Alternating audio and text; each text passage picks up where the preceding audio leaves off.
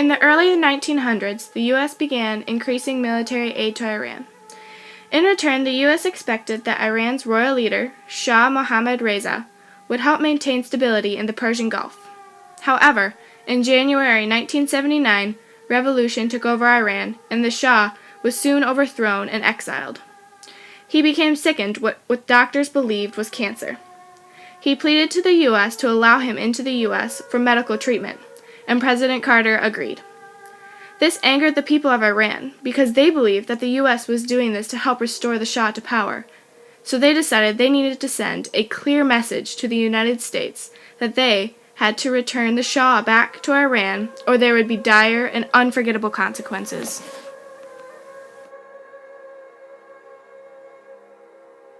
It was a peaceful day at the U.S. Embassy. Phones ringing, people scrambling to get to their next meeting. A student protest happening outside. Nothing out of the ordinary. All of a sudden, a group of students that seemed peaceful changed in the blink of an eye. They began to scale the wall, with not just one, but hundreds of them. Soon they stormed the embassy, breaking into doors, putting guns to heads, breaking windows, destroying desks. The embassy's security was told not to fire, and many to this day regret obeying that order. Soon the embassy was in the hands of the Iranian people and the revolution. They had 66 hostages, and 52 of those hostages would spend the next 444 days living in utter fear.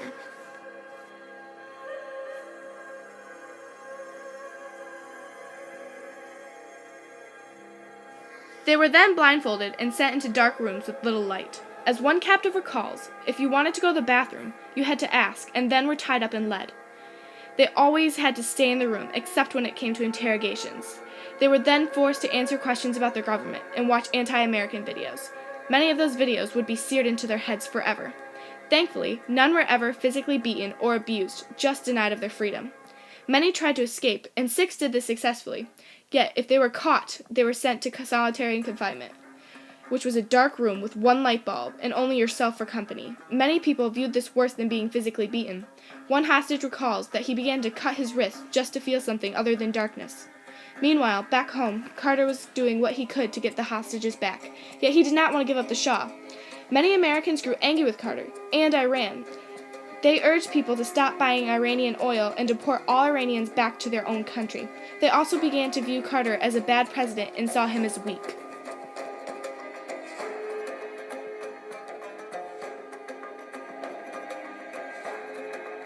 It was called Operation Eagle Claw. Its mission? Bring the 52 back home. 8 helicopters were sent first to a staging area, Desert 1, but only 5 arrived in operational condition. One encountered hydraulic problems, the other got caught in a cloud of very fine sand, and the last one showed signs of a cracked rotor blade. During planning, it was decided that if the mission had less than 6 helicopters, despite only 4 being necessary, the mission would be aborted. The commander then asked President Carter for permission to abort because less than 6 planes remained. In a move that is still discussed in military circles today, Carter granted this request. As the U.S. force prepared to leave, one of the helicopters crashed into a transport aircraft, which contained both servicemen and jet fuel. The resulting fire destroyed both aircraft and killed 8 servicemen. Operation Eagle Claw was a deadly failure.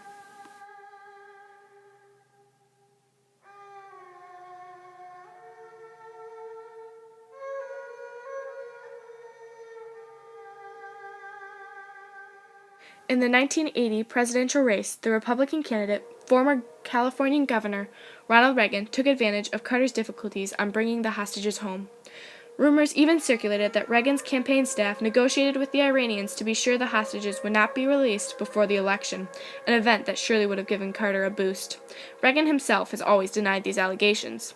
But on Election Day, 1 year and 2 days after the hostages crisis began, Reagan defeated Carter in a landslide.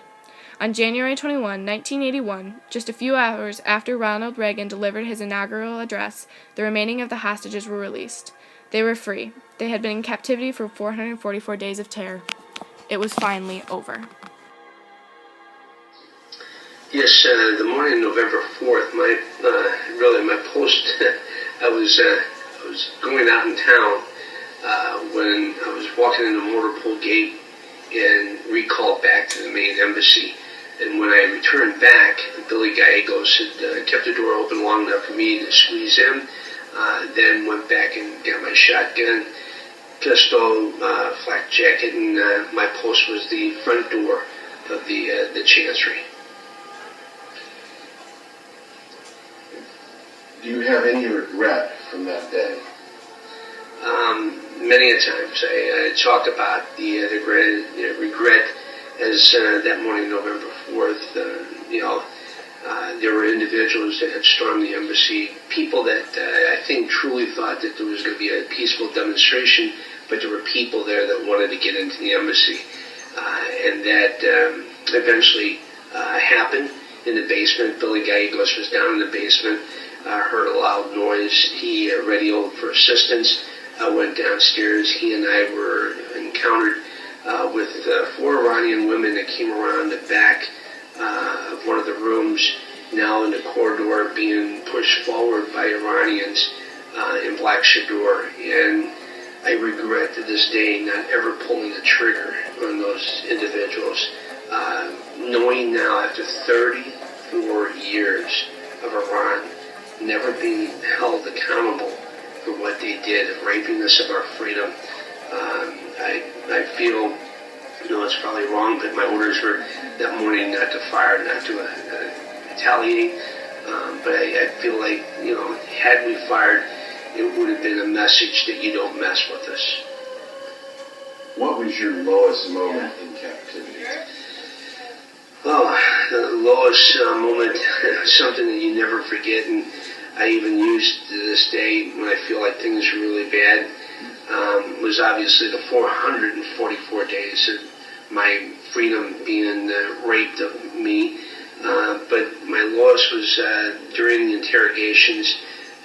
They had shown us many interrogational videos. They brought in people to speak to us, to make derogatory statements about our government. And one specific movie was when they had shown us 3 individuals in a courtyard walking in with 3 individuals with rifles, told to turn facing a wall, stripped nude and shot in the back of the head. And a couple weeks after that, as we were playing Uno in our room, we had made Uno cards, and they burst open our room and threw us out in the hallway, and you were never allowed to leave your room. For 444 days, you were locked in that room.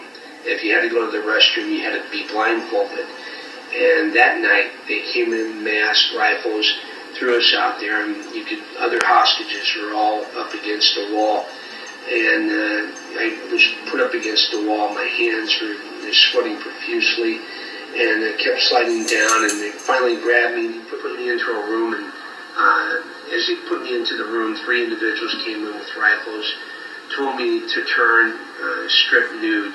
And obviously, my mind went back to that mock firing squad, or the firing squad where they killed those 3 individuals. Obviously, they didn't shoot that night, but that probably was one of the memories that you wish that you could eliminate from your mind, but I don't think that ever happened. How has your 444 days of captivity affected your life?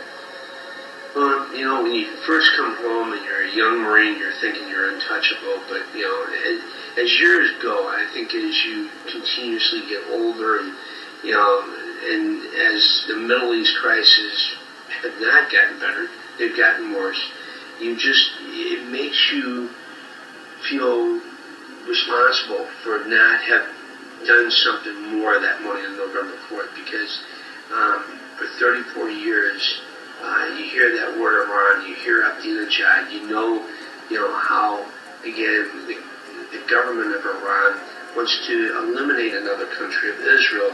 They hate Americans. They teach them to hate. You feel like you could have done something more 34 years ago, but you didn't. And so it builds on you, and it hurts that they have never been held accountable. Do you feel that the American people have forgotten 52? Many people have forgotten the Iran hostage crisis. It is sad that we as Americans, I think, at times forget history.